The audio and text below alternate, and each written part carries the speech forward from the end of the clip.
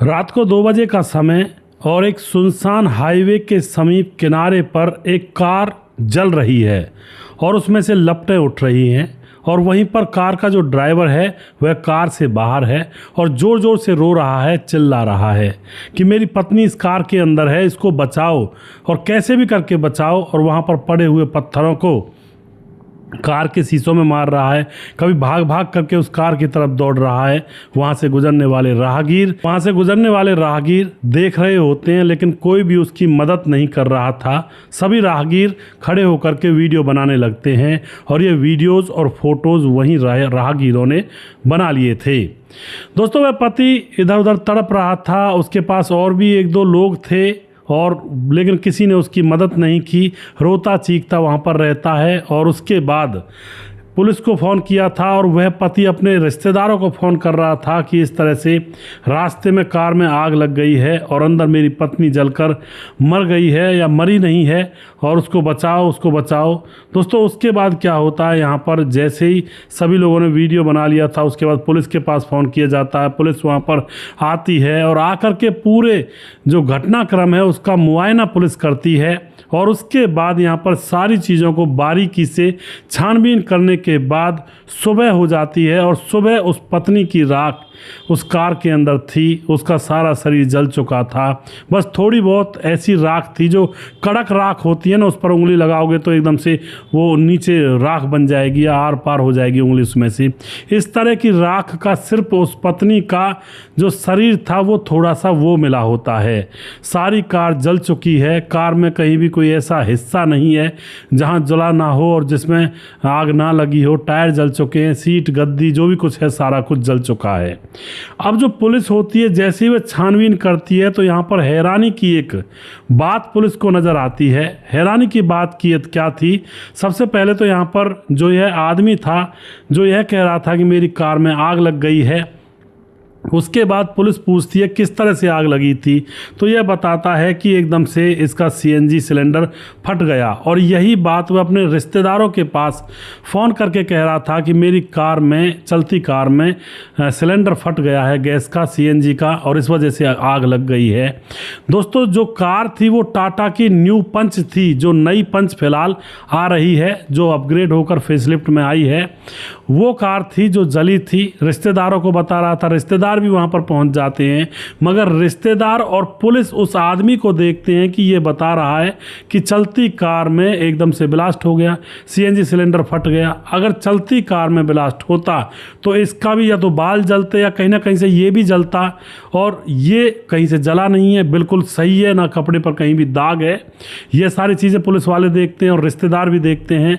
दूसरी बात यहाँ पर यह देखी जाती है कि भाई इसके अंदर अगर आग लगी थी तो दोनों की दोनों पति पत्नी अगली सीट पर बैठे हुए थे, तो अपनी पत्नी को तो यह बचा ही सकता था ना, या तो हाथ पकड़कर खींच सकता था या फिर गेट खोलकर उसको धक्का दे सकता था दूसरी साइड में, लेकिन ऐसा भी यहाँ पर कोई प्रयास नहीं दिख रहा था पुलिस को। और उसके बाद पुलिस को इस आदमी के ऊपर ही शक होने लगता है। दोस्तों, दूसरी बात यहाँ पर ऐसी होती है, पुलिस जब जांच पड़ताल करती है, अगर यह कार अपने आप जलती या फिर सिलेंडर से जलती तो उस कार के पास में एक माचिस और उसकी तिल्लियाँ थी जो कार को जलाने में यूज़ की गई होंगी। शायद हो सकता है एक तिल्ली से कार ना जली हो तो दोबारा तिल्ली जलानी पड़ी। इस तरह से कई तिल्लियाँ वहाँ पर दूर जली हुई पड़ी थी। इन चीज़ों को भी पुलिस देखती है और एक बात वो ये कहता है कि मेरी कार में पीछे से ट्रक ने टक्कर मार दी थी और इस वजह से कार में आग लग गई। लेकिन दोस्तों, यहाँ पर यह भी उसकी बात झूठी थी, क्योंकि ट्रक पीछे से टक्कर मारता तो कार के जो एयर बैग हैं वो खुल जाते, लेकिन इस कार के अंदर एयर बैग खुले ही नहीं थे। ये भी बात उसकी झूठी लगती है। सारी चीज़ें यहाँ पर झूठी डॉक्टर की साबित हो रही थी और उसके बाद इस डॉक्टर को पकड़ा जाता है और इससे अच्छी तरह से पूछताछ की जाती है कि आखिर मामला क्या हुआ है, इसके बारे में बताएं, क्योंकि पुलिस ने अब सारी जांच पड़ताल अपनी पूरी कर ली होती है। लाश को भी निकाला गया था, गाड़ी के अंदर अच्छी तरह से जांच पड़ताल भी की गई थी। अब दोस्तों, इसको पकड़ा जाता है और जो ये राज खोलता है उसको सुन करके लोग भी हैरान परेशान हो जाते हैं कि एक डॉक्टर क्या इतनी सी बात के ऊपर ऐसा कांड कर सकता है।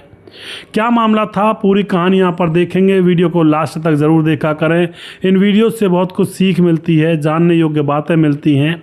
नमस्कार, मैं हूँ सुदेश कुमार और तिरछीवाद चैनल में आपका स्वागत है।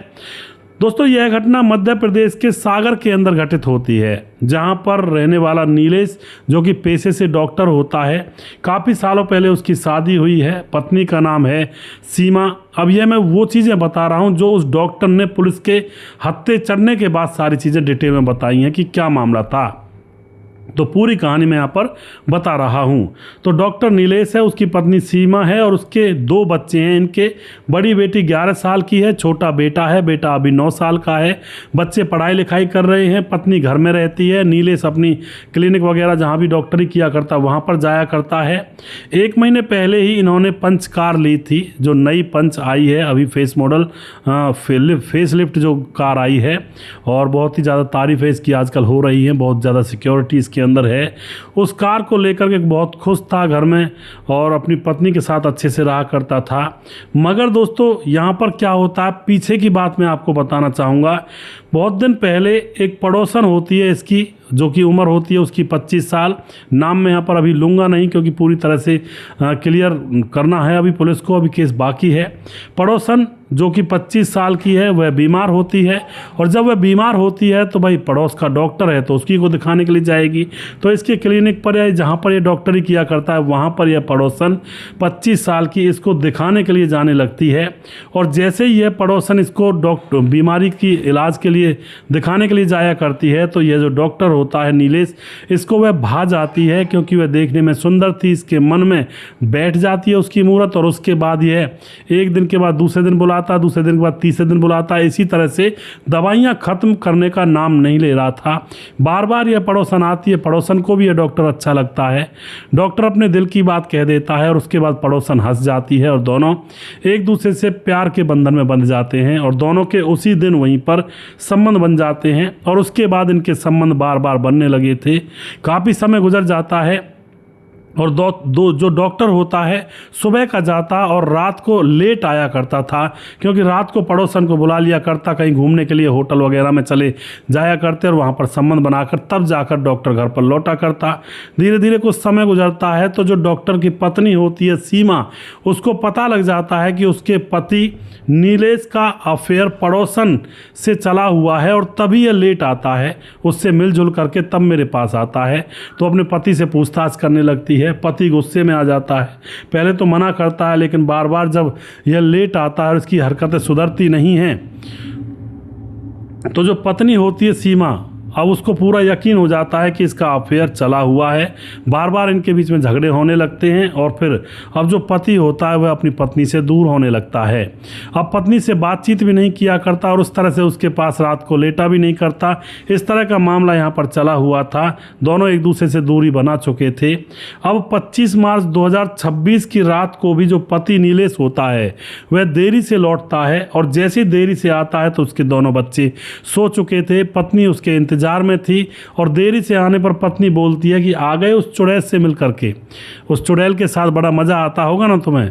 अब इस बात को लेकर के डॉक्टर को बड़ा गुस्सा आ जाता है। इन दोनों के बीच में झगड़ा चलता है, और फिर झगड़े में पत्नी ये पूछती, देर क्यों लगाई, क्या मिल रहा है तुम्हें उसके साथ घूमने फिरने में। लेकिन इस बात के ऊपर जब झगड़ा होता है तो झगड़े में यह डॉक्टर अपनी पत्नी को मारता है और पीटते पीटते उसका गला दबा देता है, और उसकी मौत हो जाती है वहीं मौके पर। बच्चे अभी सो ही रहे थे। जब पत्नी की मौत हो जाती है तो पति अब एकदम से विचार करने लगता है कि अब क्या होगा, ये तो गड़बड़ हो गई। अब वह डॉक्टर था तो थोड़ा सा जानकार था इन बातों का। पहले सोचता है कि मैं ये बता दूंगा हार्ट अटैक आ गया था इसको, लेकिन कुछ देर के बाद उसको एकदम से होश आता है कि आजकल बहुत सारे किस्से ऐसे हुए हैं जहाँ पर लोगों ने हार्ट अटैक के लिए बोला है कि हार्ट अटैक आया है, लेकिन उनकी गर्दन पर निशान कहीं ना कहीं थोड़ा बहुत तो छूट ही जाता है, और इसकी गर्दन पर भी कहीं ना कहीं निशान तब तक बन ही जाएगा जब तक इसका अंतिम संस्कार कराया जाएगा, और फिर मैं पकड़ में आ जाऊँगा। उसके बाद फिर से बैठता है, फिर प्लानिंग सोचने लगता है कि क्या बताऊँ, क्या करूँ, कैसे करूँ। और उसके बाद उसके मन में एक आइडिया आता है, और वो आइडिया भी बड़ा खतरनाक था दोस्तों। वह अपने किराएदारों को 2 किराएदारों को ऊपर से नीचे बुलाता है और उनसे कहता है कि यार तुम्हारी भाभी बीमार पड़ गई है, इसको हॉस्पिटल ले जाना है, इसको गाड़ी में डलवा दो। उसके बाद वह किराएदार इसको गाड़ी में डलवा देते हैं और फिर इस कार को दौड़ा दिया जाता है हाईवे पर। और किराएदार जो थे वह भी साथ में थे और ऊपर से यह अब रिश्तेदारों से भी फ़ोन कर रहा था कि इस सीमा को हार्ट अटैक आया है, इसको मैं हॉस्पिटल ले जा रहा हूँ।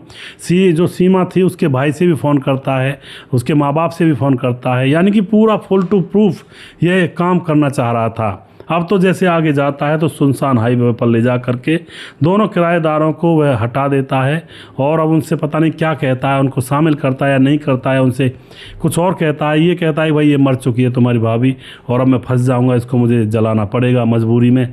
तो यहाँ पर दोस्तों वह पहले तो गाड़ी से बाहर निकलता है, अगली सीट पर इसकी पत्नी को बिठाता है और उसके बाद यह पेट्रोल वगैरह का इंतज़ाम पहले से ही करके ले गया था और उस गाड़ी के ऊपर पेट्रोल छिड़का जाता है, अंदर भी बाहर भी।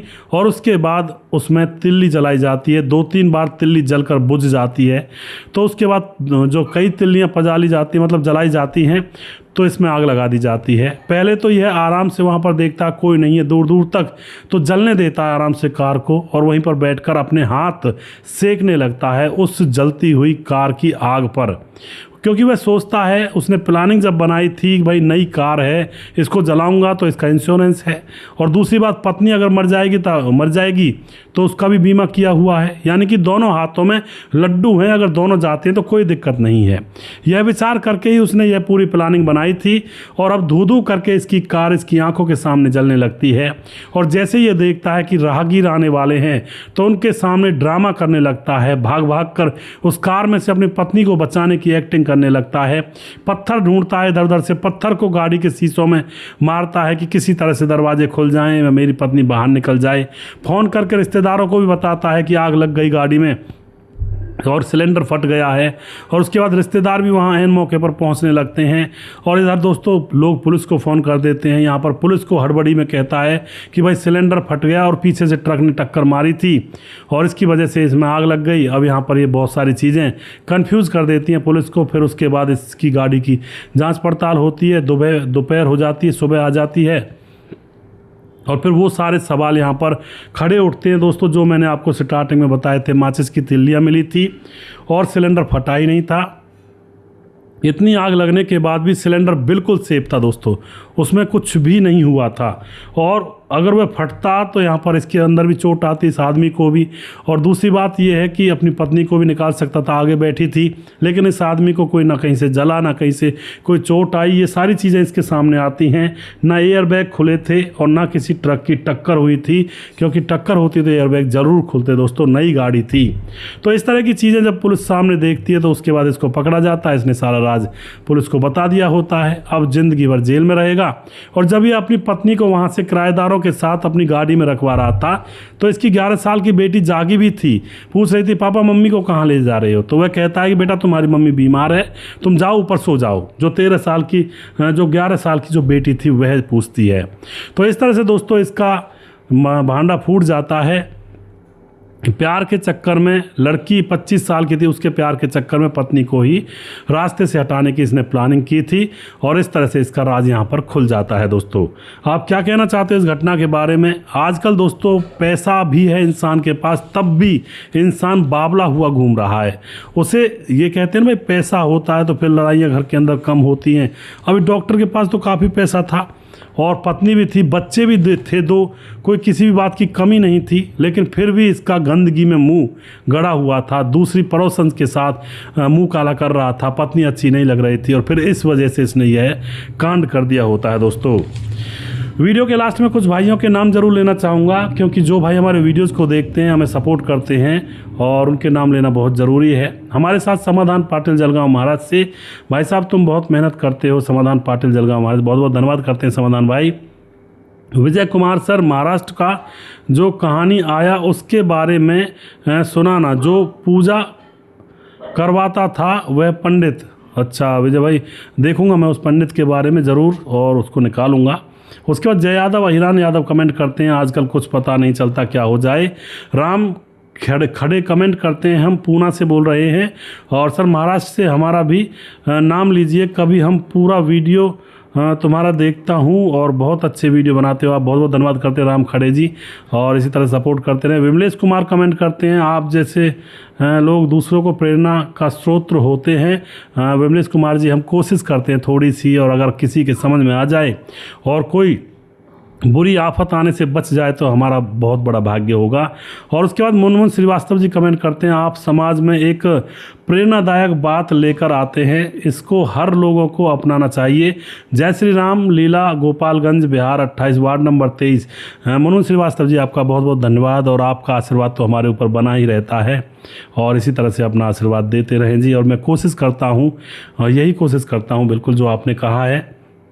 रामलाल चौधरी कमेंट करते हैं, भगवान क्या हो रहा है। उसके बाद गोवर्धन केवट कमेंट करते हैं, मेरा नाम गोवर्धन रेकवार, जिला टीकमगढ़, मध्य प्रदेश होगा ये, मध्य प्रदेश, गांव चोपड़ा, बोला करो भाई जी। बिल्कुल जी, आपका नाम मैंने बोला है, गोवर्धन खेवट भाई साहब। और उसके बाद बिट्टू गौतम हमारे भाई कमेंट करते हैं, सूरज डीओ फिजी से कमेंट करते हैं, नमस्ते सूरज भाई, एक्स्ट्रा ट्रेनिंग हो रहा है, I am Suraj from Fiji, जय हिंद जय भारत जी। बिल्कुल जी। धीरज बर्नवाल हमारे भाई कमेंट करते हैं, जिम खोलो और मज़े करो, मस्त काम है जी। बिल्कुल धीरज भाई, सही कह रहे हैं धीरज भाई, क्योंकि आजकल के दौर में जिम ज़्यादातर खोले जो जाते हैं, उसके बाद ऐसे कर्मकांड उन जिमों के अंदर देखने को मिलते हैं, तो बड़ा बुरा लगता है कि जहाँ पर इंसान अपनी सेहत को स्वस्थ करने के लिए जाता है, वहीं पर इंसान असली मायने में सेहत को बिगाड़ने जाता है दोस्तों। उसके बाद रजत सैनी कमेंट करते हैं, जय श्री राम भाई साहब जी, सर घोर कलयुग है, कुछ भी हो सकता है जी। बिल्कुल जी। प्रवीण बघेल से पूरी से मोनू जैन कमेंट करते हैं, और गुरप्रीत सिंह कमेंट करते हैं। उसके बाद राम गोसाई हमारे लगातार कमेंट करते हैं, भाई का बहुत बहुत धन्यवाद करता हूँ। वनराज नामदेव कोहली कमेंट करते हैं, नीतीश पासवान बोधगो गिरिटी झारखंड से, दयाशंकर सिंह राजपूत ठाकुर यूपी 43 गोंडा से कमेंट करते हैं, रामलाल कुशवाहा जिला विदिशा पूर्णिया बिहार से कमेंट करते हैं, रवि प्रकाश कमेंट करते हैं, शौकत अली दिल्ली से, कालीचरण उड़ीसा से, फिलहाल गोवा में रहते हैं, परवीन चौधरी राजस्थान से, पर फिलहाल बेंगलुरु में रहते हैं, सैफुल मलिक कमेंट करते हैं, राम थापा नेपाल से कमेंट करते हैं, राम मोहम्मद यासीन लाहौर पाकिस्तान से, राधे श्याम शर्मा सिटी जयपुर राजस्थान से, राजकिशोर चौरसिया महाबलेश्वर महाराज से कमेंट करते हैं। उसके बाद हमारे साथ हैं दुर्योधन भाई कमेंट करते हैं, छगनदास खारडाबांध राजस्थान से कमेंट करते हैं, और सुशील चौधरी हमारे लगातार कमेंट करते हैं, राम थापा नेपाल से कमेंट करते हैं। अभी भी जिस भाई का नाम रह गया उस भाई का नाम अगले वीडियो में ज़रूर लूँगा, अगला वीडियो बहुत जल्दी फिर से लेकर आऊँगा। तब तक आप खुश रहें, सावधान रहें। जय हिंद जय भारत।